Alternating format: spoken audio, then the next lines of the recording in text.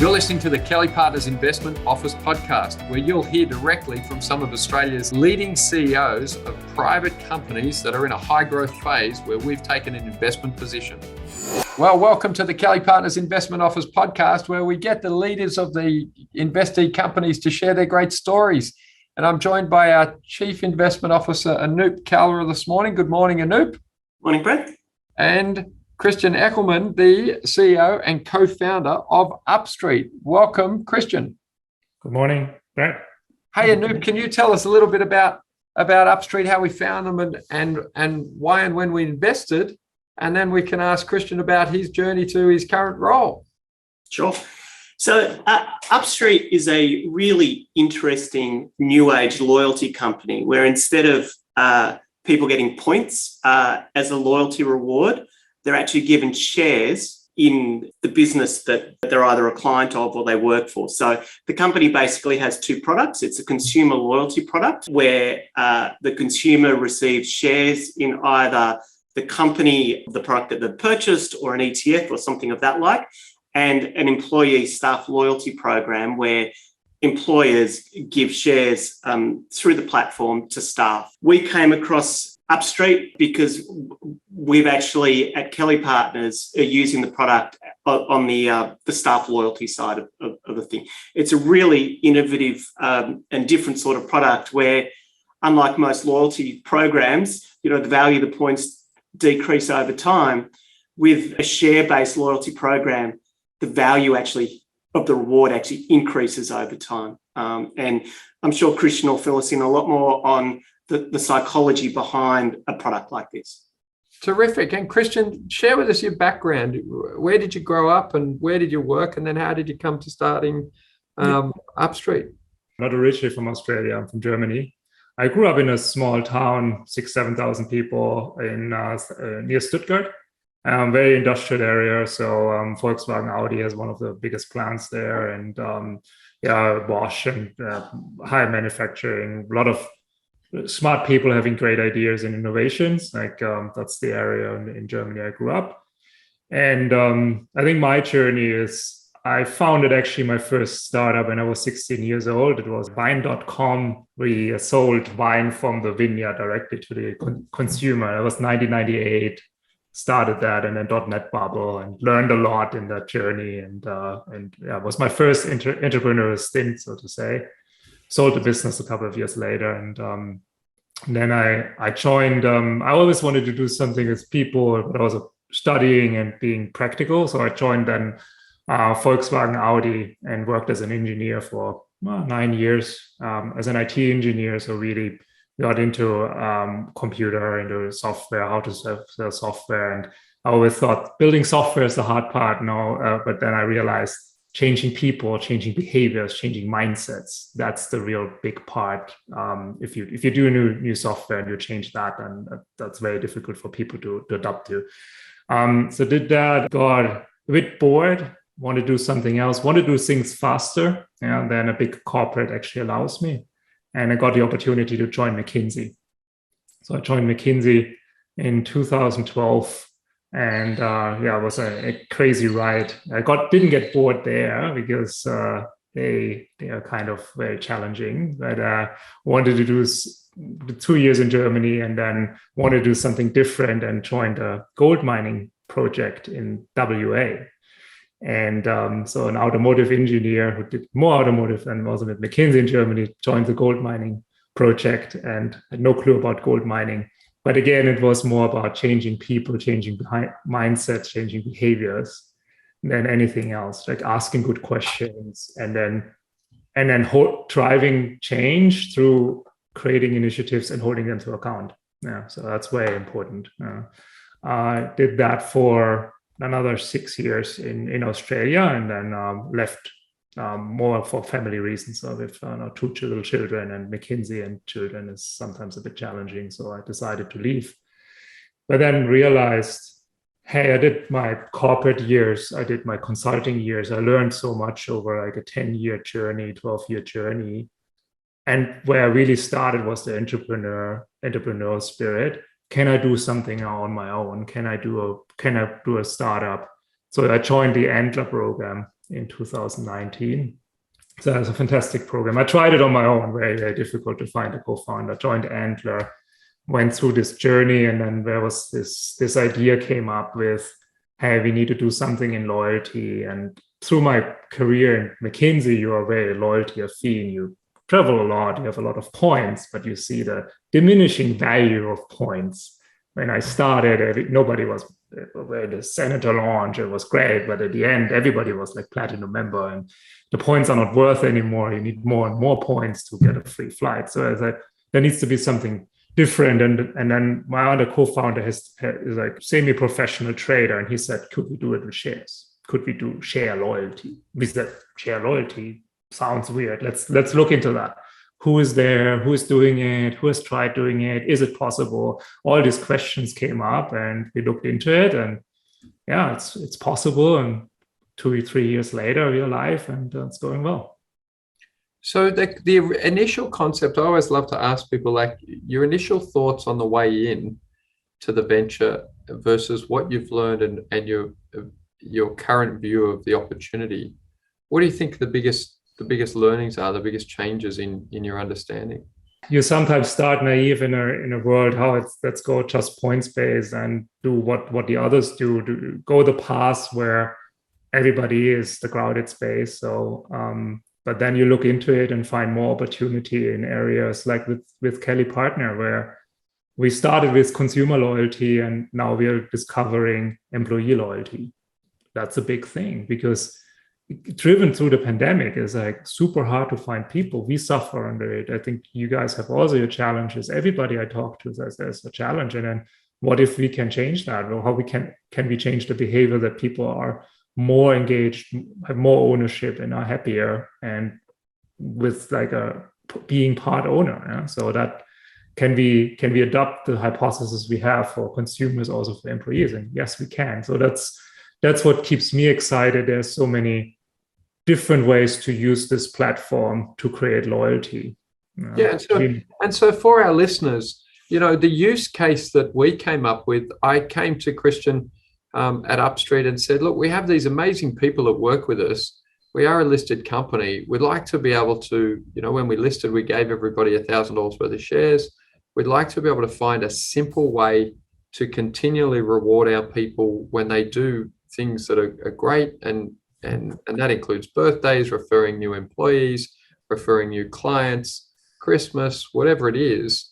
And Christian said, yeah, you can do that through the app. This is how you do it. And so for our listeners, what it means is we pay money across to a trust. That trust buys the shares, allocates it through the app to our team members. They get pinged on their app, which is on their phone.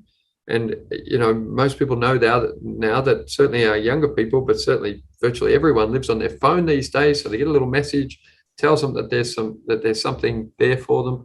And it's I think a wonderful way to acknowledge the people. Obviously, if we're giving them a shareholding in Kelly+Partners, that means that they're an owner in their own efforts. And as that grows over time, they get that benefit. I guess I came at it, Christian, from the point of view that, a lot of my clients have said, oh, well, how do you make people be more loyal to your company? And I said, oh, don't worry about making people loyal. Try being loyal yourself.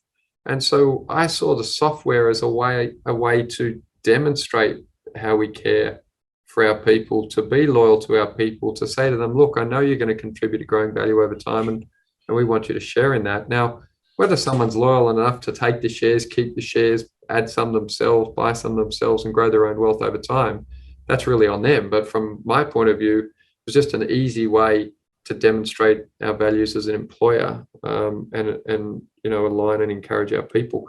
So it's working really well for us, which is terrific. What's when you think about the business, your 3-year, 5-year, 10-year vision, we've always found that it's, that it's very helpful to enroll people in, in a vision that they can be enthusiastic about. How do you see the sort of 10-year view for the company?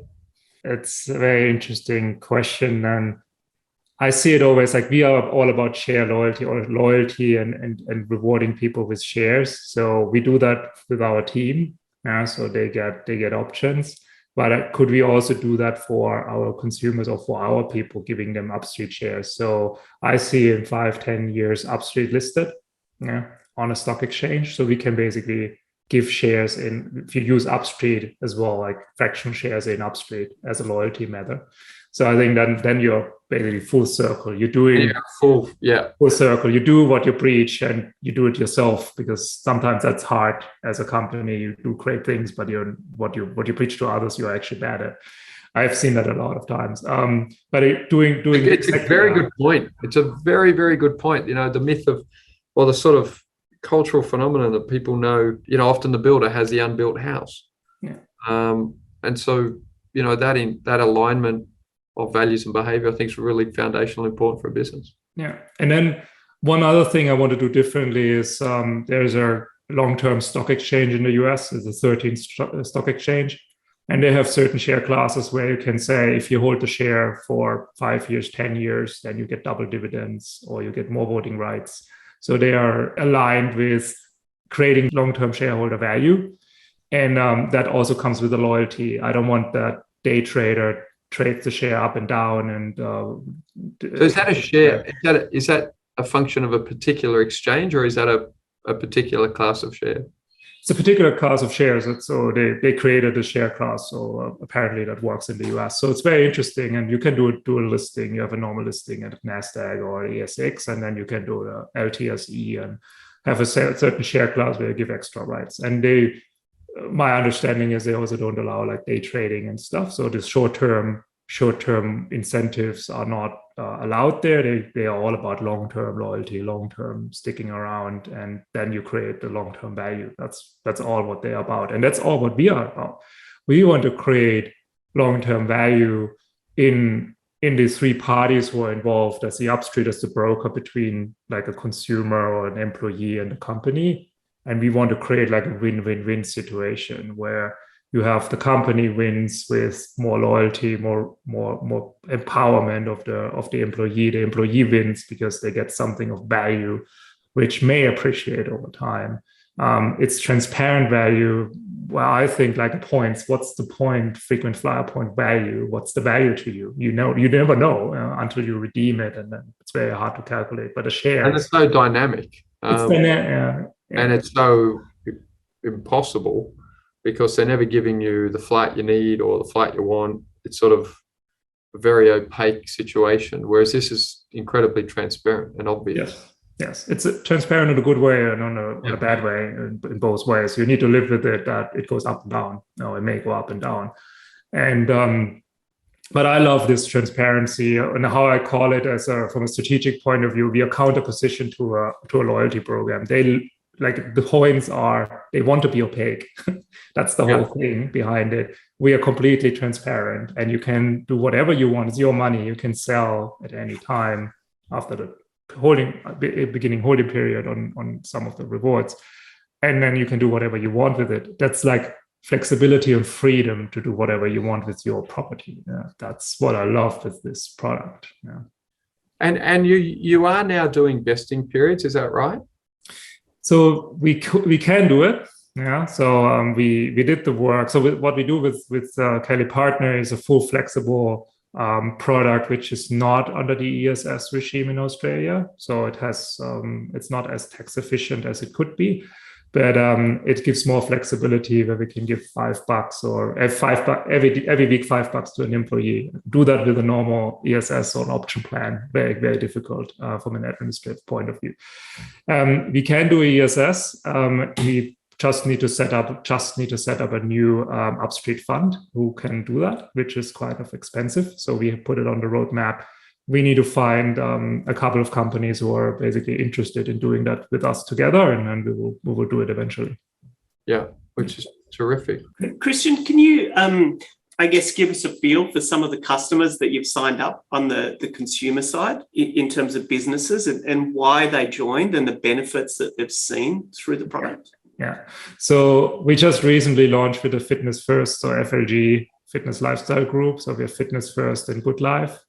which is very exciting. One of the cornerstone brands here in Australia gave us a chance to prove the product. So we do a lead generation program with them at the moment, and next week there will be a big push coming out with one of the other very well-known brand to market that product. I don't want to spoil it, and it's very exciting. And they see just the value in this highly competitive market to make a difference and to give back. Yeah, and to create. It's all about long-term loyalty for them as well in a gym membership, where it's all about do they take the 12 months contract, and how do you convert these people?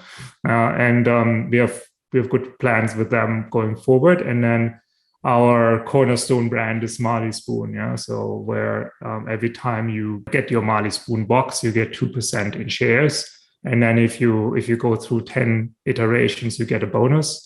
It's like a punch card, similar punch card you see in a cafe. So every time you get something, and at 10 times you get more, and people really love that. So they see value in it, and why we also think that it's great. So every time you get these $2 or $1.50 in shares, we send you a note. We are obligated by law to send you a confirmation. We have an opening rate of 80% of those emails, which is phenomenal. Normally you see 5%. We give 80% of the people open it, look at it a couple of times. And this is also reinforcing. So if you look at Marley Spoon, you shop there, you get your notification in the morning. Hey, you just shopped there. Thank you. The next day you get your shares with that email. So this is all this reinforcing mechanism. And what we see with our clients is a huge increase in frequency and basket size of purchases, and it's around 40%, which is huge.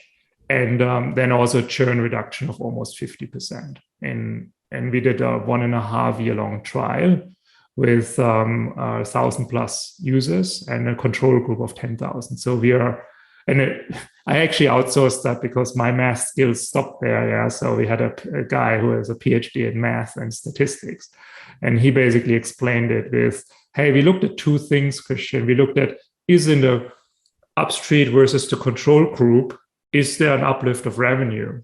And the answer is to 99.99%. We are sure. There's no 100% in the math. That's what I learned there as well. It's 99% sure that there is an uplift." And then the other question is that uplift due to Upstreet? And again, the probability is 99.9%. So, and then I said, wow, this is fantastic. And I asked, over the last 2-3 years, I've talked to many, many people and to my former colleagues at McKinsey. And one was saying to me, a senior partner who worked in retail for a long time with very big companies on loyalty. And he said, I worked with one client, $1 billion business for 10 years. They never could really show the value of a loyalty program because it's so hard to prove. Yeah. And we got it. We got the proof that it actually works. Share loyalty has the impact. And we know it quantitatively, so with the numbers. And then we called people. So we're calling every week our users and ask them, have you have feedback for us? Every feedback is valuable, positive, negative. We can only improve if we get to the truth of it, what's holding them back to users.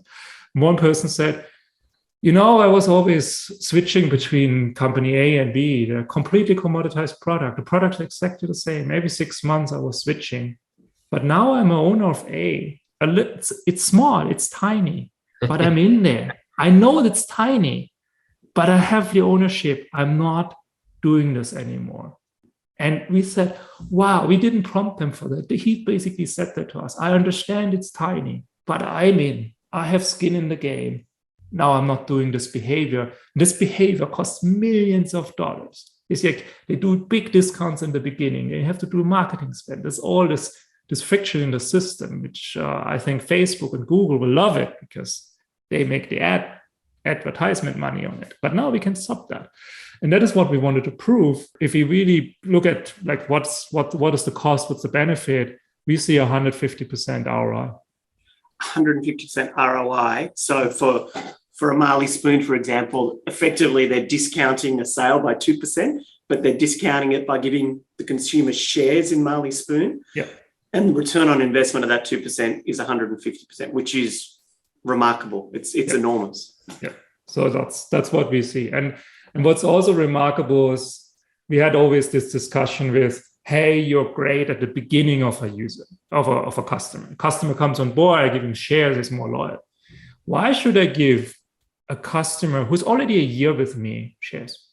I don't get anything from it. And we said, fair point. I would probably assume the same. We said, let's put it to the test. So we put it in the test. We did the cohort analysis.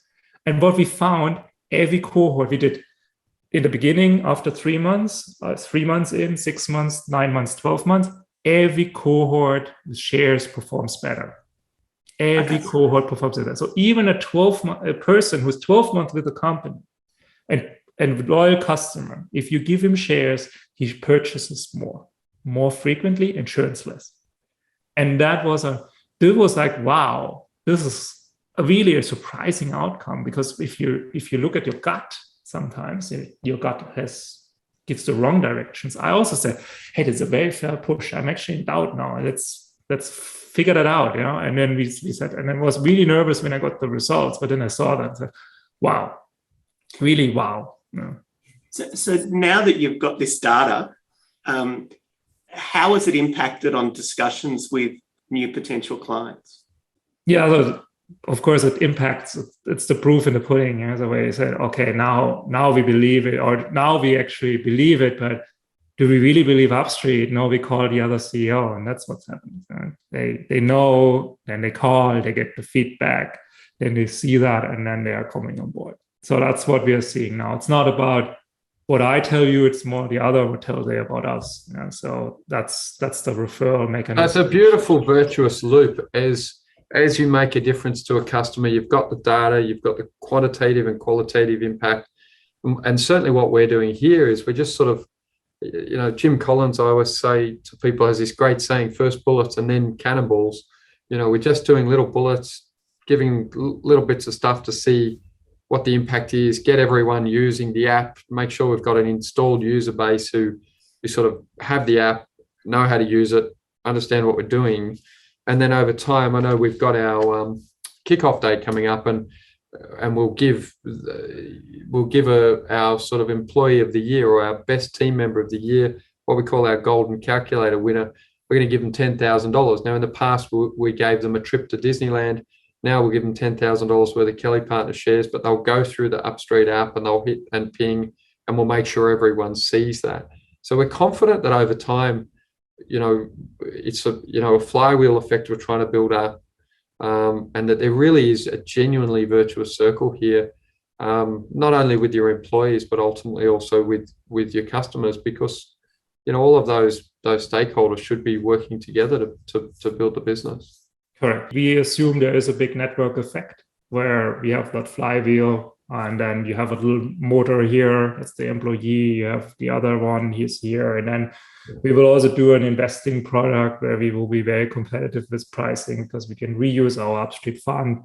So then you can earn as a user, you can basically, a Kelly+Partner employee can then earn through Kelly+Partner anniversaries and golden calculator. So through performance, I can earn shares. I can earn shares if I go to booking.com or Marley Spoon. And then I can even invest my own money in the fund. So it all comes also together in that sense. Yeah, so it's a very good platform, sort of integrated wealth building platform ultimately for your people and your customers. Yeah, almost an ecosystem for every part of their life, where they spend their money, where they earn their money, and then how they invest their money. And recently we also did share gifting. So we asked a bunch of our users, hey, what else could we do? And then they said, hey, it's so hard to give. How do I give my children or my nephews or my grandchildren shares? Yeah. And then there was a need. We did some investigation. We found in the US someone is doing that very, very successfully, and we found it's very difficult. You can do it on normal share trading platforms, but the paperwork is like completely nuts. And what we have built is basically like a gift card. You can buy a gift card, a Select card, or an Apple gift card with shares as a normal gift card with your credit card, and then we send it to the recipient and they redeem it to shares. So very, very simple product. And now we're getting also gift card portals excited about that. And we just signed the first distribution deal. And that will go live, knock on wood, in the next 2-3 weeks. And then we will see they selling their cards to their consumers on their consumer-facing platform. What where I'm really excited is they also sell it to their business clients. And gift card industry is, I think it's mainly driven by the business side of things, where like a middle manager has a budget for gift cards to reward their employees, and can we go into there where they then all of a sudden give shares with a very simple gift card. And that's really we found that like giving Upstreet trust and getting into Upstreet takes a bit of a leap of faith, and who is Upstreet, but now the gift card is so simple. That's basically why we also built that. Like, what's the simplest way for users and for enterprises to use Upstreet? So we could subscribe, like we could buy a gift card for a client's child, and we could just send it to them as a random. Yeah, so has nothing. Yeah. And what is it? Is it like a little credit card, or what does it look like? It's a virtual card. So we have basically built a little credit card, little thing. You can see it as the Upstreet card, and we might also have another provider who can get us into groceries. It's very interesting as a physical card, but it's all different challenges altogether, that side of the industry. But yeah, you can basically send a virtual card to anyone with Kelly+Partners shares behind it, so it's already active on the platform, and they would redeem it. In a case of the minor, it's very difficult to give minors in Australia shares. It's highly regulated, and so what we do is we say the parent or the guardian needs to hold it on behalf of the minor, but we show it in the app basically as with a name and then how many shares or gift cards they got. And I did the same, basically. I do what I preach. My parents in Germany gave me 1,000 euros for my kids.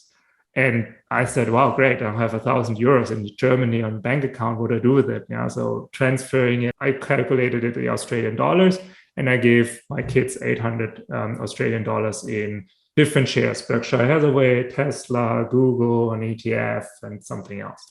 And so I gave them shares, and I hold it now in my account, and I can basically see. And can they see that? Like if I say to my son, "Hey, download the Upstreet app, log in," and then I can send something to them, or it has to sit on my app? It's on your app at the moment, but we have that on the roadmap that we have a read-only function for the miner to see their shares. So that's just a capacity issue on our end to do that. But I'd love to be able to do that, because every time I've tried to do that for my kids, it's not the same if it's my CommSec account, and then they're fiddling around in my CommSec account. Yes. And I remember, Warren Buffett's a great hero of mine. He bought his first shares at 11. His dad was a broker, which was helpful. But it just seems so difficult to help your kids get into that mindset because of the way things are set up. So that's a very, very exciting innovation. I always like to finish, Christian, with the big question of a motto, quote, or thought that best summarizes your approach to life. We're talking a lot and then don't take action. Yeah. And I always see that too often happening with boring meetings, 2-3 hours long, no action taken, nothing comes out of it. Next week, another meeting, same topic. And for me, it's like, if there's a great idea, let's get to it, let's do it, let's prove it works or not, like as fast as possible. And then let's do it and fail fast. Sounds a bit counterintuitive, but if you don't fail fast, you're wasting, again, a lot of time. And time is probably the most precious thing in life we have, because it ends somewhere. Mate, so great to chat. Really very special to have the time together and to introduce you to our investor audience and potential investor audience. I think the journey that you're on is incredibly exciting, and as it builds up its own flywheel, I'm very pleased to be using the product with our people. B, incredibly pleased to be invested in your business with you, and I can't wait to see the journey and see it develop. Thanks, Brett. Thank you, Anoop. Thank you, Christian. And as I love to say, have a great day. Thank you for listening to the Kelly+Partners Investment Office Podcast. We hope you enjoyed the show and found it informative and interesting to learn about our investee companies. If you love this episode, don't forget to follow us and subscribe to the show on Apple Podcasts or Spotify. As Brett says, have a great day.